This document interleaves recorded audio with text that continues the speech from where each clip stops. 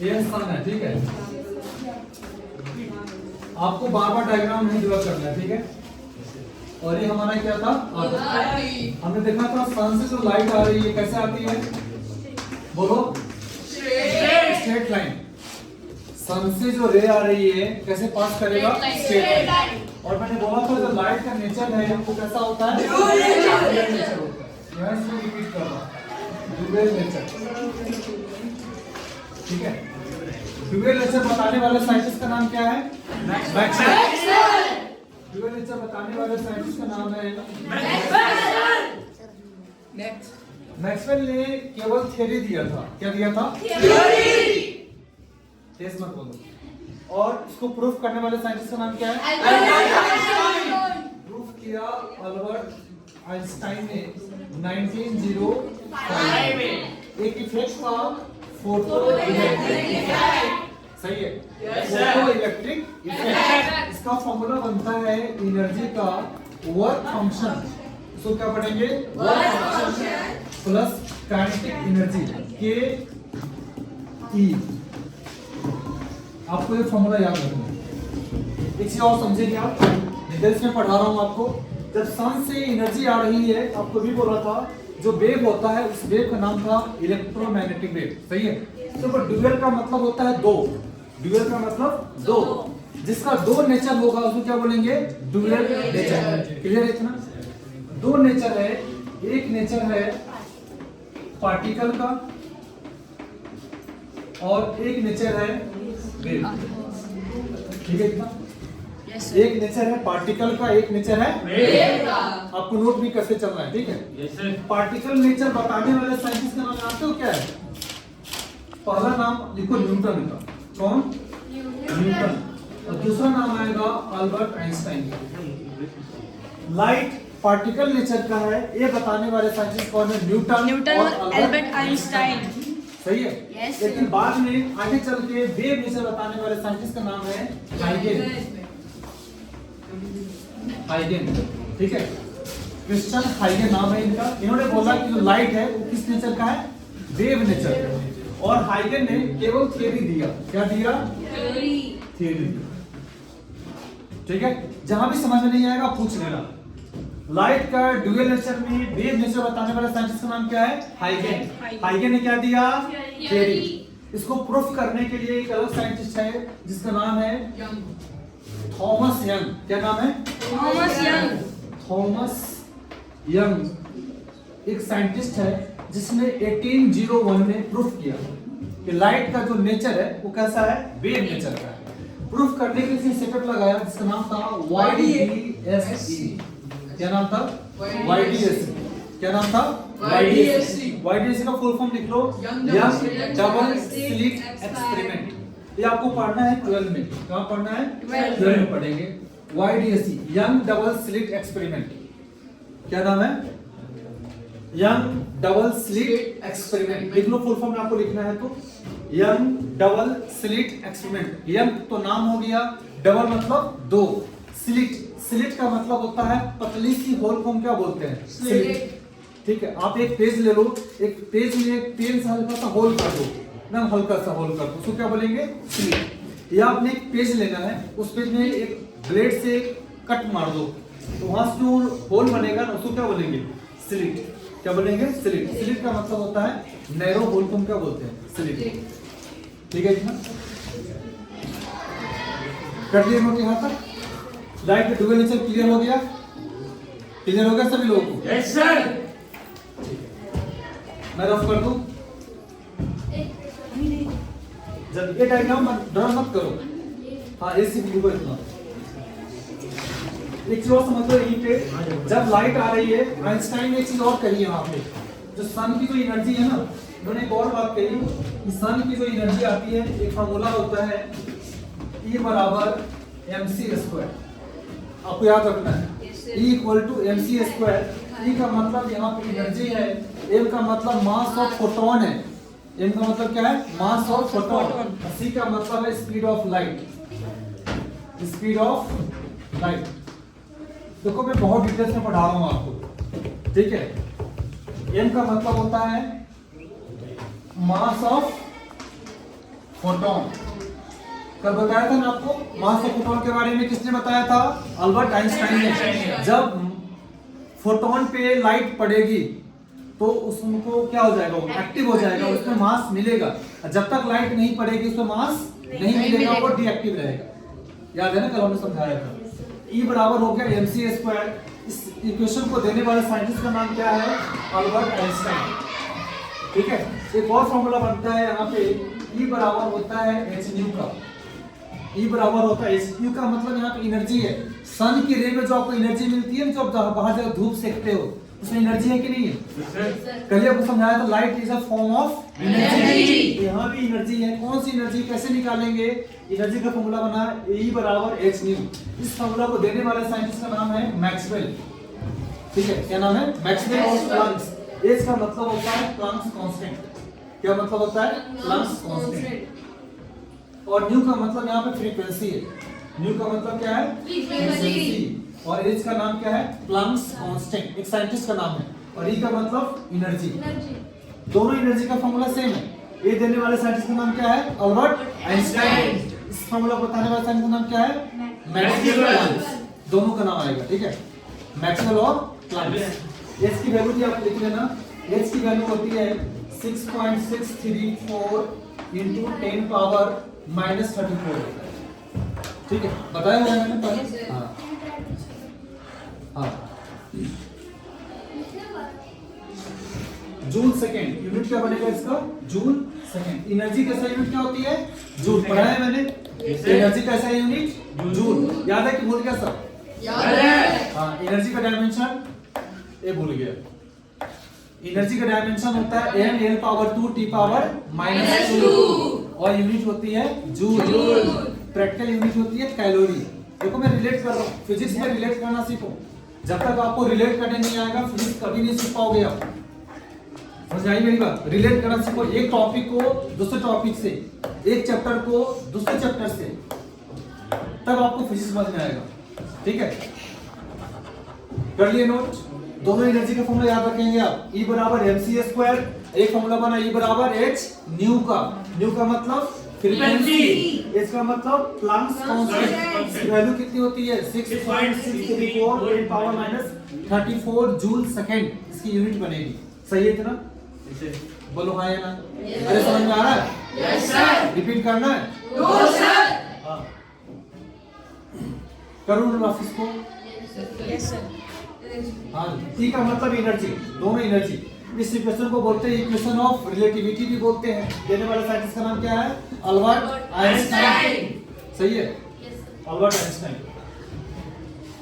और इसको देने वाले साइंटिस्ट का नाम क्या है? मैक्सवेल और प्लैंक्स, दोनों का नाम है। चलो रफ करूं? Yes sir.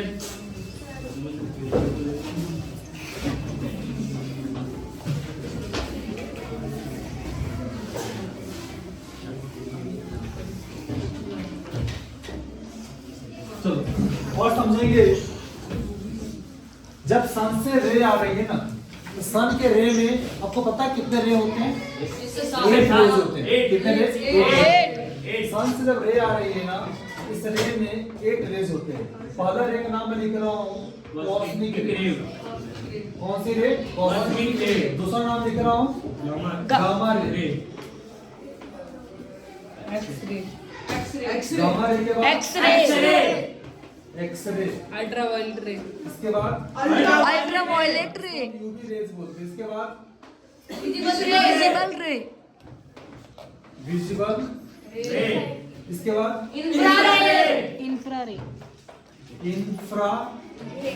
रेड रे बोलेंगे। ठीक है। अच्छा, इसी का एक और नाम है थर्मल रे भी इसको बोलते हैं। क्या बोलते हैं? थर्मल रे। एक और नाम लिख लो, थर्मल रे बोलते हैं। और 7 में आ जाएगा माइक्रोवेव रे, माइक्रोवेव रे, रेडियो वेव, नंबर पे आ जाएगा रेडियो वेव।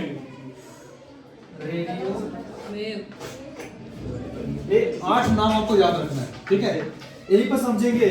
जो विजुअल रे आप देख रहे हो ना, विजुअल रे में कितने कलर होते हैं? 7 कलर होते हैं। याद रखना आपको। विबग्योर, वायलेट, ब्लू, ग्रीन, ठीक है, क्लियर इतना? Yes sir. V का मतलब वॉयलेट। वायलेट, I का मतलब इंडिगो। B का मतलब ब्लू। G का मतलब ग्रीन। Y का मतलब येलो। O का मतलब ऑरेंज। R का मतलब रेड। ठीक है। सबसे पहली बात ध्यान से समझेंगे, जब सन की रे आ रही है ना, तो सन के रे में बहुत सारे रे हैं, लेकिन आपको सारे रे दिखाई नहीं देते हैं। दिखाई कौन सा रे देता है? विजुअल रे। कौन सा रे? विजुअल रे। अब विजुअल रे के बारे में बताओ, रिसर्च करने वाले साइंटिस्ट का नाम जानते हैं कौन है? न्यूटन। विजुअल रे के बारे में बताने वाले साइंटिस्ट का नाम क्या है? न्यूटन। हाँ जी, न्यूटन ने ही बताया था, विजुअल रे का खोज किया था, सही है। और यहाँ पे इसकी जो वेवलेंथ होती है, इसकी वेवलेंथ होती है, इसकी वेवलेंथ, विजुअल रे का वेवलेंथ, मैं लैम्डा से रिप्रेजेंट करता हूं वेवलेंथ को। लैम्डा जो बनेगा 4000 एंगस्ट्रॉम से लेकर के 7800 एंगस्ट्रॉम तक होता है। इतने वेवलेंथ को हमारी आंखें देख सकती है, इसे कम को नहीं देख पाएगी, ना इससे ज्यादा को देख पाएगी। आई बात समझ में? Yes sir. विजुअल रे का खोज करने वाले साइंटिस्ट का नाम क्या है? न्यूटन। क्या नाम है? न्यूटन। हर रे का खोज करने वाले साइंटिस्ट का नाम क्या है? अलग अलग। कॉस्मिक रे जो है ना, इस रे का जो फ्रीक्वेंसी होता है वो बहुत ज्यादा होता है। फ्रीक्वेंसी सबसे ज्यादा और वेवलेंथ सबसे कम। ठीक है, न्यू का मतलब फ्रीक्वेंसी। कॉस्मिक रे का फ्रीक्वेंसी सबसे ज्यादा और वेवलेंथ सबसे कम। आई बात समझ में? इसी तरीके से गामा रे का फ्रीक्वेंसी कम हो जाएगा, वेवलेंथ बढ़ जाएगा। रिलेशन याद रखो, यहाँ से बहुत सारे क्वेश्चन पूछे जाते हैं। इसी तरह से रेडियो वेव का अब जो फ्रीक्वेंसी होगा वो क्या होगा? सबसे कम और वेवलेंथ सबसे ज्यादा। इसकी फ्रीक्वेंसी हो जाएगी सबसे कम और वेवलेंथ हो जाएगी ज्यादा। क्लियर है ना? Yes sir.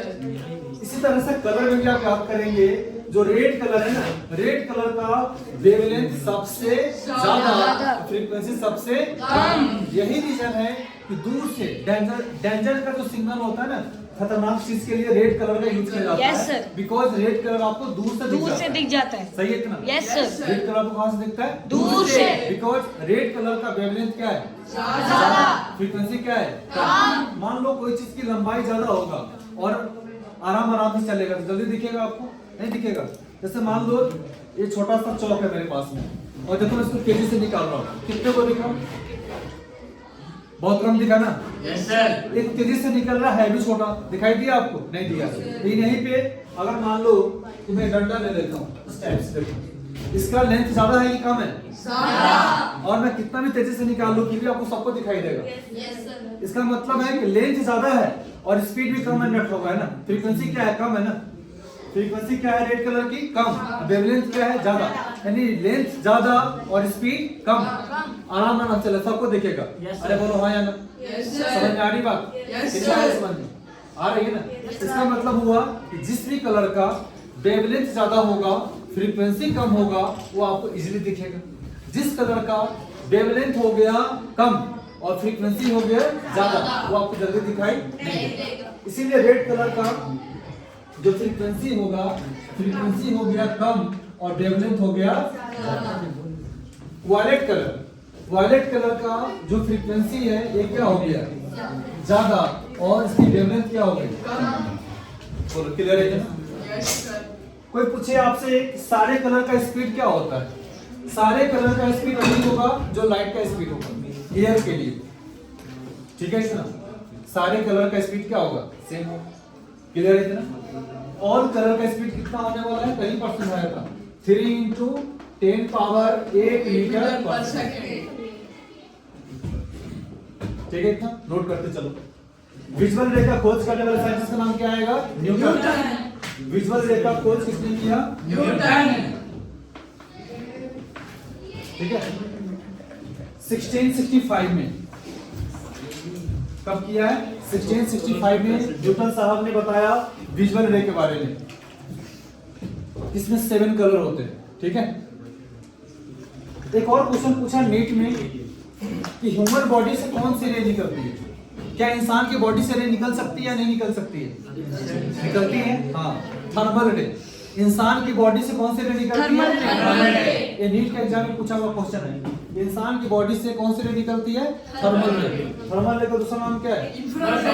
Infrared radiation. सही है। कॉस्मिक रे देखो, गामा रे। पूछेगा गामा रे का यूज कहाँ पे जानते हो? कैंसर, जो कैंसर के पेशेंट होते हैं ना, उसको ट्रीटमेंट करने के लिए गामा रे का यूज होता है। तो गामा रे बहुत ही इंपॉर्टेंट है मेडिकल फील्ड के लिए। सही है। एक्सरे का यूज आपने देखा होगा, जब आपके बॉडी का कोई पार्ट अगर टूट जाए, हड्डी कैसे फ्रैक्चर हो जाए, तो हम क्या करवाते हैं? बॉडी का एक्सरे करवाते हैं ना। एक्सरे जो रे है वो हमारे बॉडी से क्या हो जाता है? पेनिट्रेट कर जाता है। पेनिट्रेट करने में जो सॉलिड पार्ट है, हड्डी है, उसको क्रॉस नहीं कर पाता है। जो हमारे बॉडी का फ्लेश है, मांस है, उसको क्या कर जाता है? आर पार कर जाता है। अगर मान लो हमारे हाथ में रिंग है और अपने हाथ एक्सरे निकालेंगे तो रिंग सॉलिड है कि लिक्विड है? सॉलिड है ना।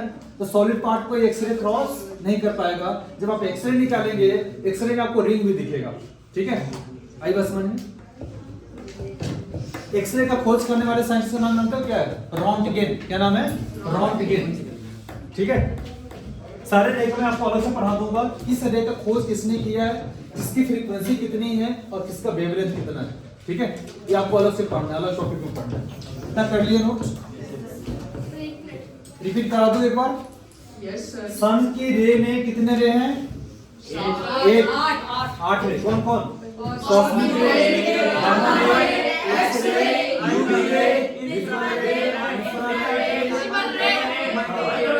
माइक्रोवेव और रेडियो। सही है इतना? याद हो गया सभी को? विजुअल रे का खोज करने वाले साइंटिस्ट का नाम क्या है? न्यूटन। इसमें कितने कलर होते हैं? 7। कौन सा?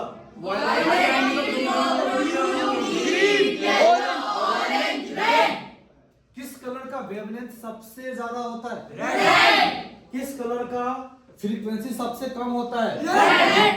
किस कलर का वेवलेंथ सबसे कम होता है? वायलेट। किस कलर का फ्रीक्वेंसी सबसे ज्यादा होता है? वायलेट। अच्छा, रे पूछूंगा, किस रे का फ्रीक्वेंसी सबसे ज्यादा होता है? कॉस्मिक रे।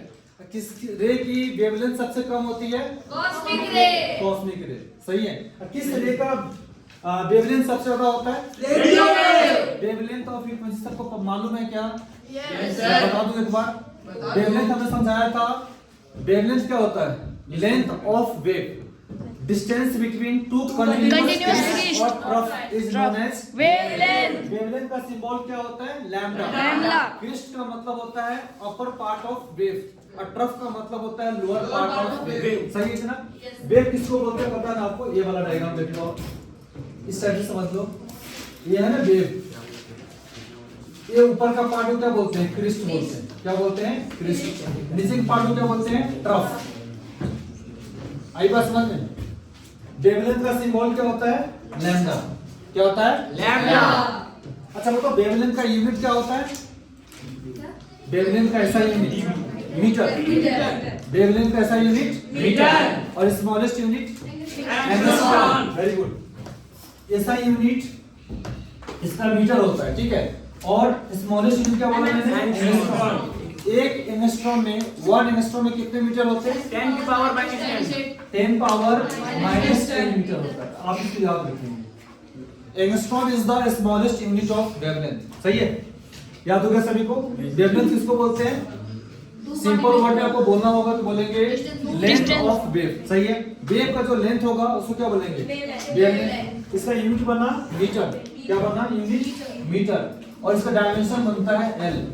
L for length. सही है? Distance between two continuous crest, यहाँ का क्रिस्ट और यहाँ का क्रिस्ट, इसी का बीच का जो डिस्टेंस बनेगा उसको क्या बोलेंगे? वेवलेंथ। वेवलेंथ का सिंबल क्या यूज करना है? लैम्डा। क्या यूज करेंगे? लैम्डा। बोलो ठीक है इसका? Yes sir. एक और टर्म समझ लो, फ्रीक्वेंसी क्या होता है? फ्रीक्वेंसी को रिप्रेजेंट करते हैं न्यू से। Number of oscillation. क्या बोलेंगे? Number of oscillations per second is known as frequency. फिर से लिख लो, आपको नहीं लिखा हुआ है तो। Number of oscillations per second is known as frequency. सही है? यस क्या बोला सर। सभी को? Number of oscillations per second is known as Frequency. इसकी ऐसा यूनिट बनेगी हर्ट्ज, या हम लिख सकते हैं पर सेकंड भी लिखा जा सकता है। ठीक है, इसका फॉर्मूला बनता है न्यू बराबर 1/t, इसका डायमेंशन बनेगा t पावर -1।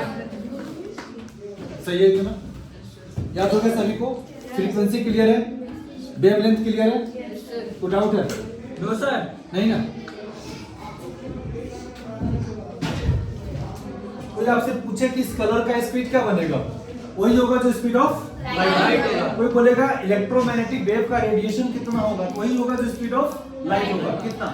3 × 10⁸ मीटर पर सेकंड। सही है ना? किसके लिए? एयर के लिए कि वैक्यूम के लिए? वैक्यूम। हाँ, वैक्यूम एयर में बहुत ज्यादा डिफरेंस नहीं है। आई बस समझ में? हाँ, ये भी मैंने आपको कल समझाया था, स्पीड ऑफ लाइट जो होती है वैक्यूम में सबसे ज्यादा होती है। सबसे कम कहाँ होती है? सॉलिड में। सबसे कम कहाँ होती है? सॉलिड में। सबसे ज्यादा कहाँ होती है? वैक्यूम। क्लियर है ना? याद होगा सभी को?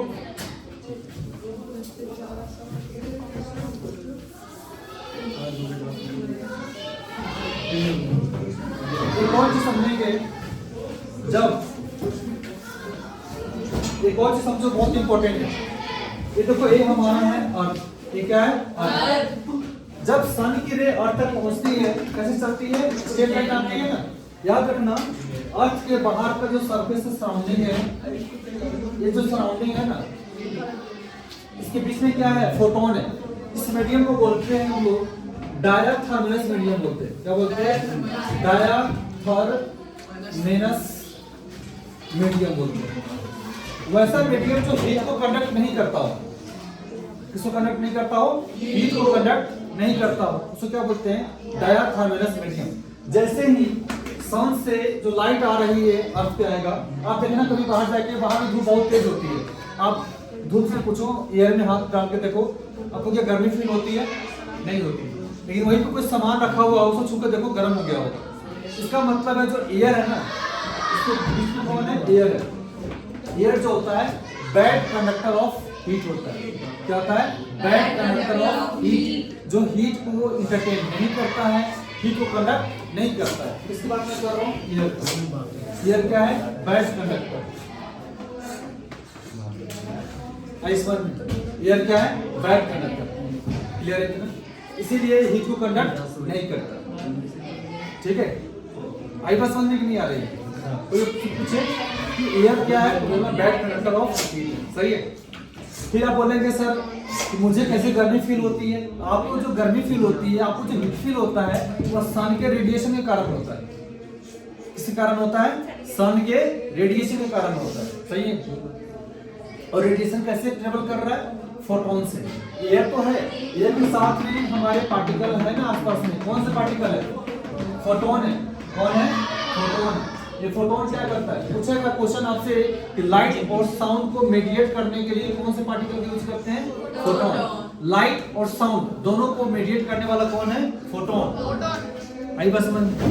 तो अर्थ के जो सरफेस है, सराउंडिंग है, वो कौन सा मीडियम है? डायाथर्मलस मीडियम। वैसा मीडियम जो हीट को कंडक्ट नहीं करता होगा, इसलिए कौन सा वर्ड यूज करते हैं हम लोग? डायाथर्मलस मीडियम। सही है? इसमें एयर प्रेजेंट है। एयर क्या होता है? Bad conductor of heat. फिर भी आपको जो हीट मिल रही है वो किससे मिल रही है? रेडिएशन से मिल रही है। ठीक है? जैसे मान लो यहाँ हमने आग जला दिया, उससे गर्मी आपको मिलेगी कि नहीं मिलेगी? वो गर्मी लाके कौन दे रहा है? फोटोन। एयर लेके नहीं दे रहा है। सही है? इतना क्लियर? इतना अब इसके आगे हमको पढ़ना है जो आपका सिलेबस है। अच्छे से और समझो यहीं पे। हाँ, देखो इसको, जहाँ आपने अर्थ बनाया हुआ है ना, अर्थ के ऊपर आप एक ऐसे करके दिखा लो।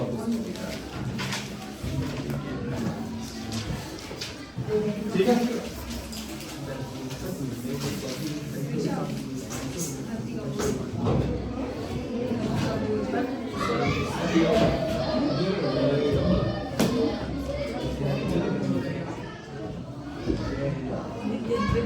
अर्थ का सेंटर हो गया, यहाँ से यहाँ इसका रेडियस होता है आर, कितना होता है?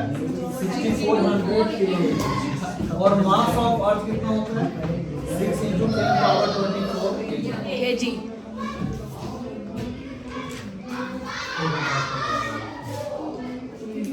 ठीक है, इतना रिपीट करना है।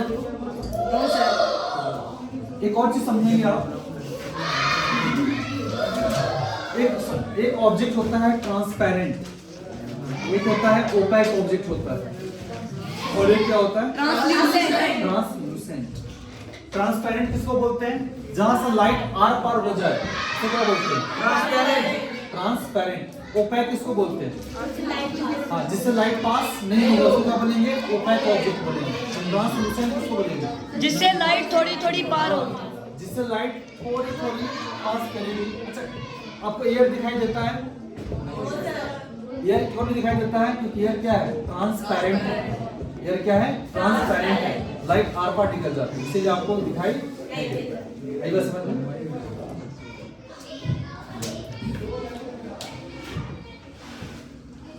कर लिया नोट? Yes sir.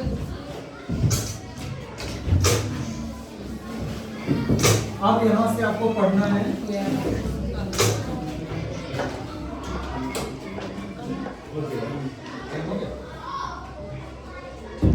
अब कल हम लोग पढ़ेंगे मिरर से शुरू करेंगे, ठीक है? आज के दिन